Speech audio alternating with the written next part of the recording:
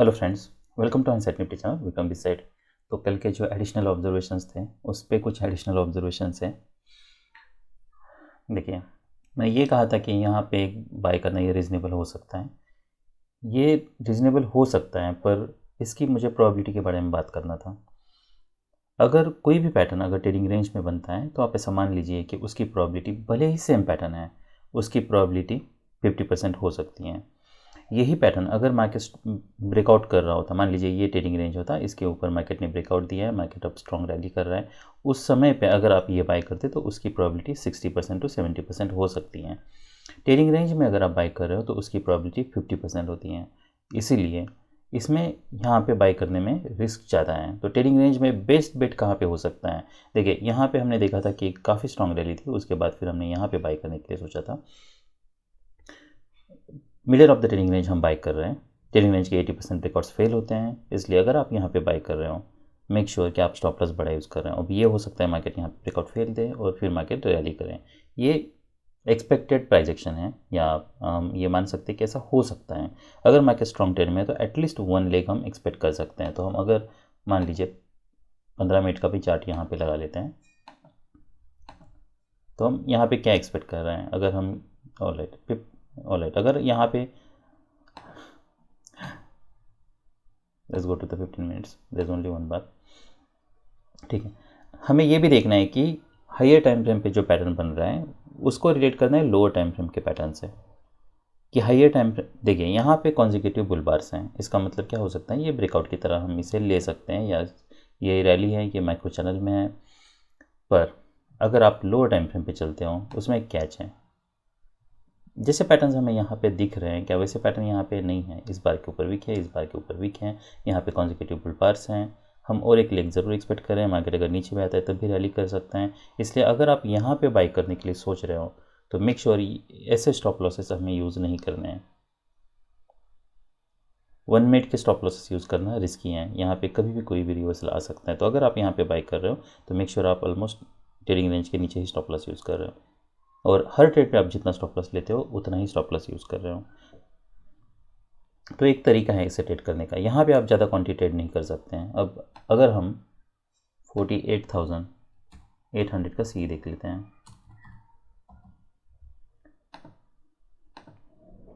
इसे हम स्विच करते हैं 1 मिनट के टाइम फ्रेम पे।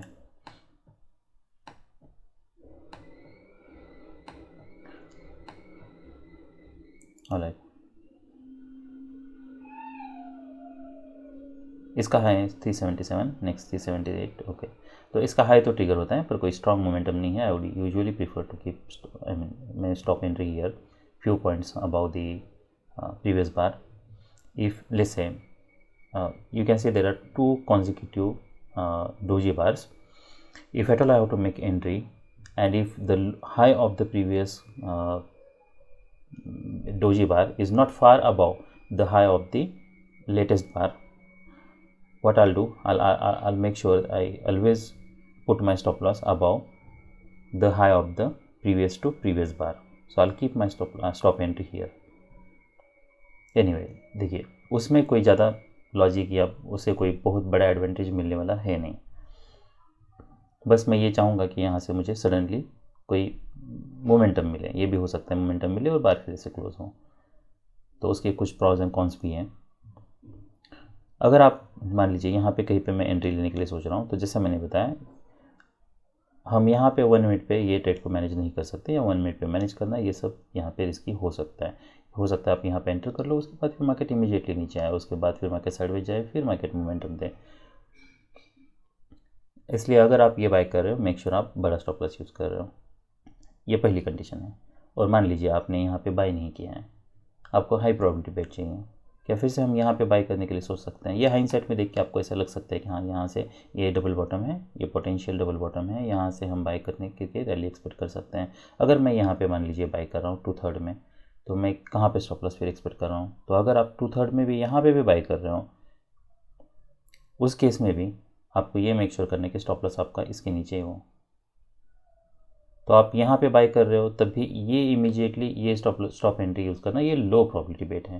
देखिए ये एक तरीका हो सकता है आपको ट्रेड करने का। मान लीजिए उस दिन आप काफ़ी प्रॉफिट में हो और आप चाहते हो कि इमीडिएटली अगर मोमेंटम मिलता है तभी ये ट्रेड में बने रहे, तब आप यहाँ पे 1 मिनट पे एंट्री बनाने के लिए सोच सकते हो और ये स्टॉप लॉस यूज़ कर सकते हो जब आप ऑलरेडी उस दिन में प्रॉफिट में हो। पर अगर आप सिर्फ हाई प्रोबेबिलिटी, मान लीजिए सिर्फ आप हाई प्रोबेबिलिटी बेट चाहते हो, तो फिर आपके पास ऑप्शन एक ही है कि हाई प्रोबेबिलिटी बेट के लिए हाई प्रोबेबिलिटी ट्रेड लेना। अब मार्केट यहाँ पे नीचे आता है और एक लेग हम एक्सपेक्ट कर सकते हैं, और एक लेग आता है यहाँ पे मार्केट डबल बॉटम है, मार्केट अब नीचे जा रहा है। अब कॉन्टेक्स्ट के हिसाब से ठीक है कि मार्केट ट्रेडिंग रेंज में था, इसके ऊपर ब्रेकआउट फेल हो रहा है, मार्केट इसका लो निकल रहा है, और जब नेक्स्ट बार इसका लो निकलता है आप सेल करने के लिए सोच सकते हो कि हम इसके ऊपर स्टॉप लॉस यूज़ कर सकते हैं। माइक्रो डबल टॉप है। अगर हम ये पैटर्न देखें तो इसमें देखिए ये पैटर्न बना है, इसमें डिफरेंस है और इसमें डिफरेंस है। क्यों? क्योंकि अगर हम कंपेरेटिवली बार्स देखें तो बार्स बहुत स्मॉल है, इसलिए आप अगर यहाँ पे सेल करो मेक श्योर यही बार को आप ऊपर प्रोजेक्ट कर रहे हो, स्टॉप लॉस बड़ा यूज़ कर रहे हो, ताकि अगर ब्रेकआउट होता भी है तब भी ब्रेकआउट फेल हो और मार्केट रिवर्स करे। अब अगर बड़ा स्टॉप लॉस यूज़ करना है तो क्या करना है आपको, आप आउट ऑफ द मनी जाइए। तो अगर मैं 48,000 या 47,000 का पी देख लेता हूँ,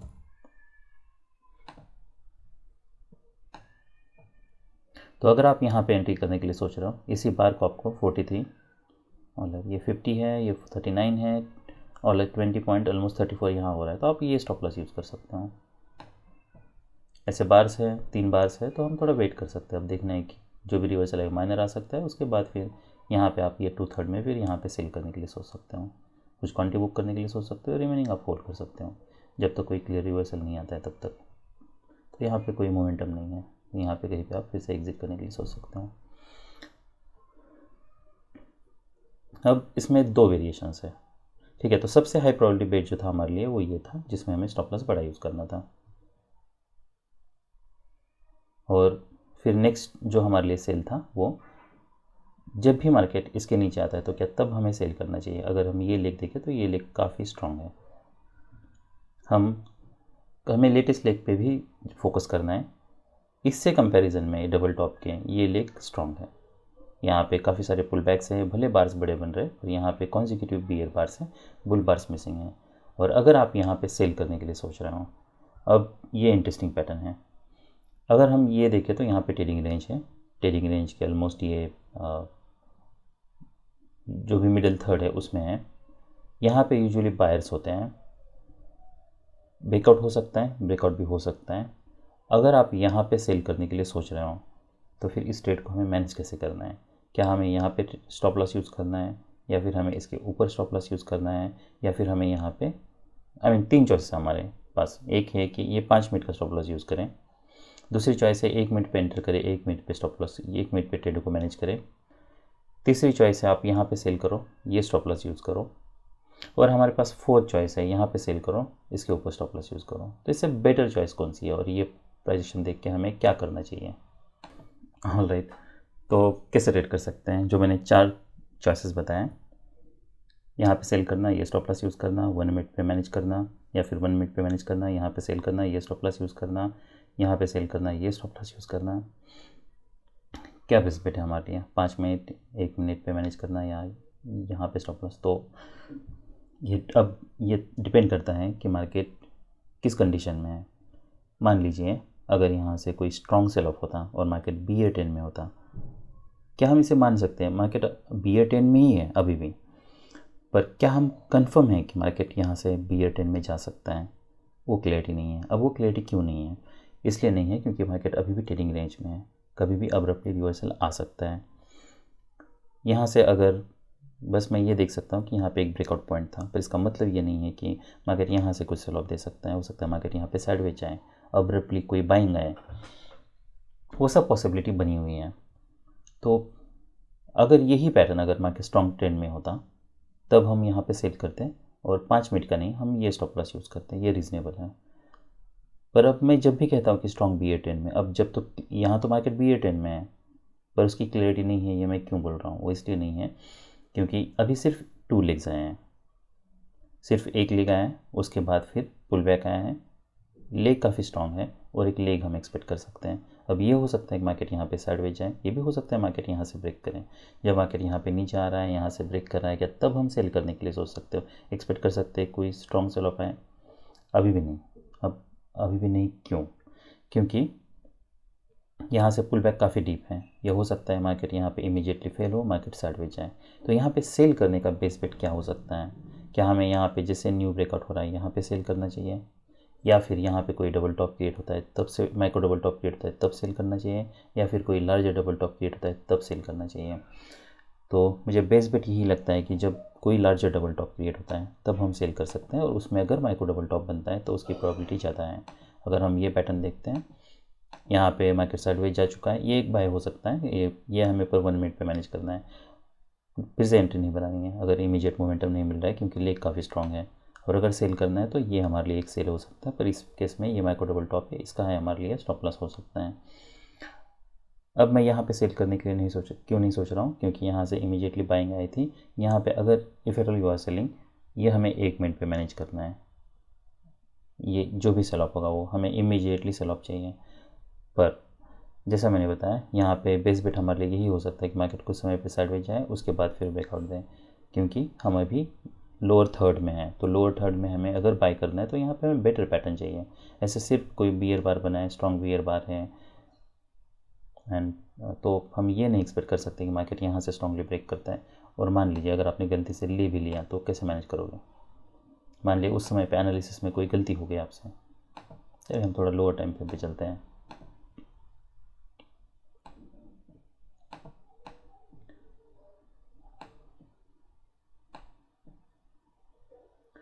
ऑलराइट, तो देखिए ये 19 है, उसके बाद फिर क्या स्ट्रॉन्ग बुल बार है? नहीं है। मार्केट जब इसके नीचे ब्रेक कराए तब आप अगर बाय करने के लिए सोचते हो तो कैसे मैनेज करोगे? अगर ये सेल कर रहे हो यहाँ पे तो हमारे लिए स्टॉप लॉस क्या है? फिलहाल यही है। उसके बाद फॉलोअप कैंडल्स देखने हैं, नहीं है कोई स्ट्रॉन्ग फॉलोअप। यहाँ पे जैसे मार्केट यहाँ पे कहीं पे आता है, ऐसे बार क्लोज होता है, तभी आप एग्जिट करने के लिए सोच सकते हो।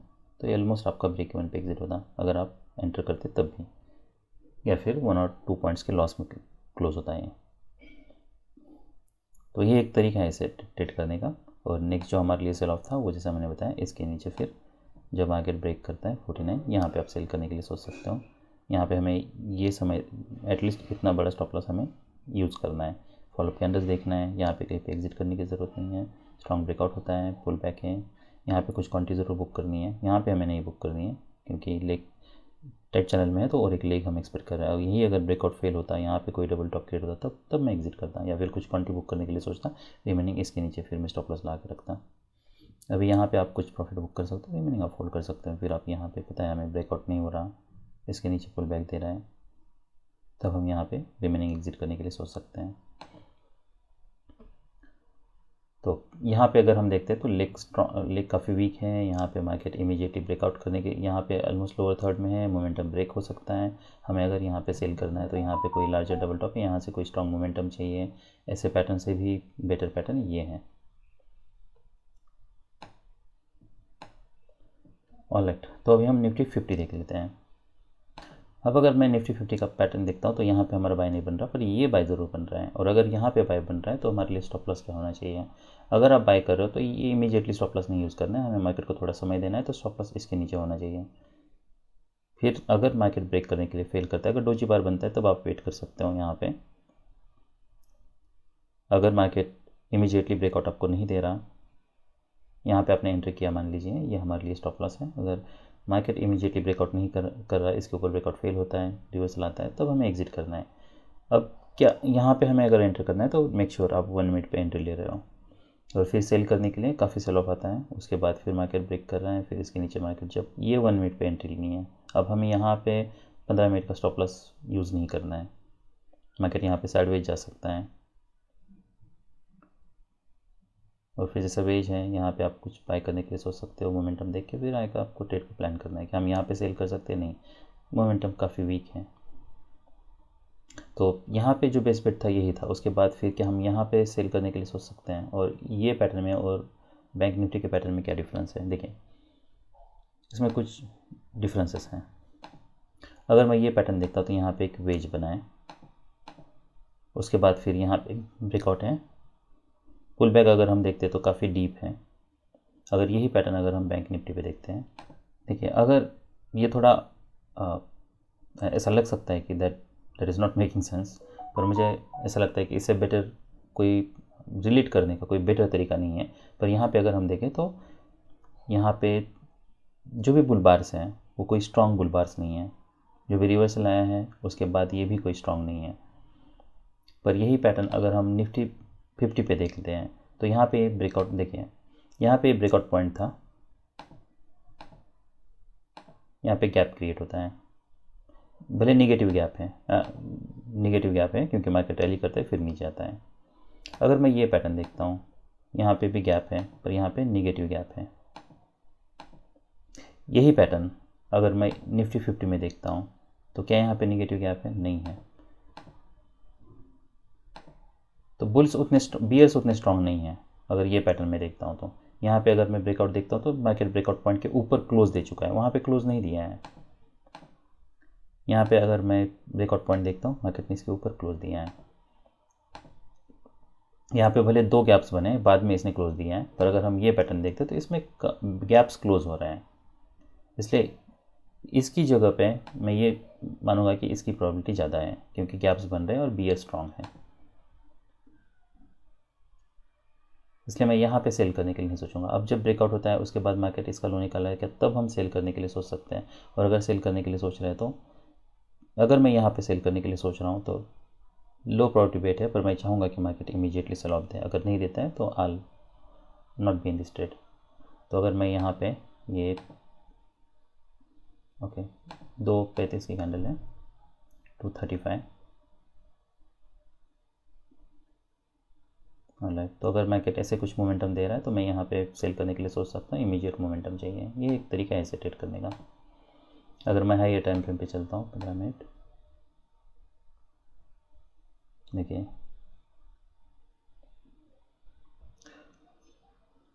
मोमेंटम ब्रेक हो रहा है, ये हमें क्लियरली पता चल रहा है। यहाँ पे बाय नहीं हो सकता। और जैसे मैंने बताया अगर ये पैटर्न देखते हैं तो इससे यहाँ पे रैली करने के चांसेस ज़्यादा हैं। तो अगर आप यहाँ पे बाय कर रहे हो तो मेक श्योर स्टॉप लॉस बड़ा यूज़ कर रहे हो, वही एक तरीका है।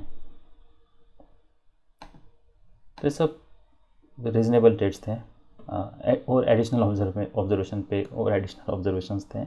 That's all I have. Bye.